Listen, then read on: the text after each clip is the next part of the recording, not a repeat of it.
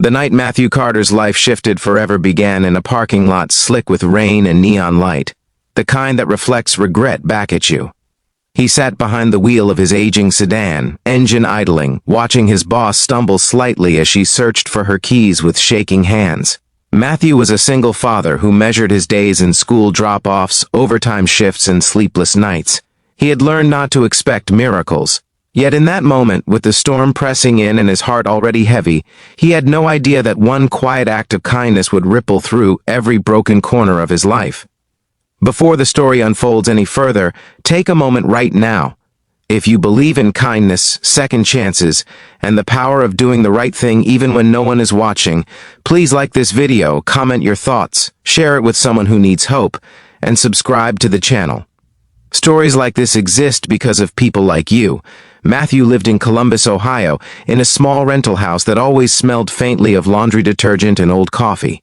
His mornings started before sunrise, preparing breakfast for his 7-year-old son, Noah, whose mother had passed away 3 years earlier after a sudden illness.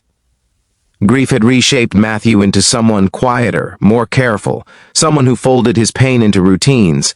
He worked as an operations assistant at a mid-sized logistics company, a job that paid the bills but left little room for error. His boss, Rebecca Hale, was known throughout the office as sharp, demanding, and distant. She wore confidence like armor, and most employees kept their interactions with her brief and professional. That evening had been a company networking event downtown. Matthew only attended because skipping it might have cost him future hours. He stood awkwardly near the edge of the room, nursing a soda, watching executives laugh easily while he calculated the cost of parking. Rebecca had arrived late, already carrying the tension of too many responsibilities. As the night wore on, Matthew noticed her drinking more than usual. By the time the event ended, her sharp edges had dulled into something fragile. Matthew could have left. He had every reason to. Noah would be waiting at home with the babysitter, and Matthew's head throbbed with exhaustion. But as he walked toward his car, he saw Rebecca struggling in the rain, clearly not fit to drive. Something inside him tightened. He thought of Noah, of roads at night, of how quickly lives could change. He approached her, offered help without judgment, and suggested driving her home. She hesitated, pride flickering across her face, then nodded. The drive was quiet, heavy with unspoken things. Rain tapped against the windshield as Columbus passed by in blurred streaks of light. Matthew focused on the road, on keeping everything steady. He didn't ask questions. He didn't lecture. He simply did what needed to be done. When they reached her townhouse, she sat for a moment before getting out, her posture softer than he had ever seen at work. She looked at him, eyes tired, and offered a quiet expression of gratitude that carried more weight than any bonus or praise he had ever received. Matthew drove home afterward, unsure why his chest felt so tight. He chalked it up to the long day, to fatigue. Life returned to its usual rhythm quickly. School runs, spreadsheets, late dinners. But something subtle began to change at work. Rebecca started noticing him, not in a dramatic way, but in small, meaningful shifts. His ideas were acknowledged in meetings. His schedule became slightly more flexible. When Noah caught the flu and Matthew had to miss a day, there was no threat, only understanding. Weeks passed, then months. One afternoon, Matthew was called into Rebecca's office. The walls were lined with awards and framed degrees, symbols of a life built on relentless effort. She explained that the company was restructuring and a new role was opening up. A supervisory position with better pay, benefits, and stability. She told him she had observed his consistency, his integrity, and his quiet leadership. Matthew listened, stunned, barely breathing. For the first time since his wife's death, the future felt less like a cliff edge and more like a path. The promotion changed practical things first. Bills were paid on time without panic. Noah was enrolled in a better after-school program. The house felt warmer, safer. But the deeper change was internal.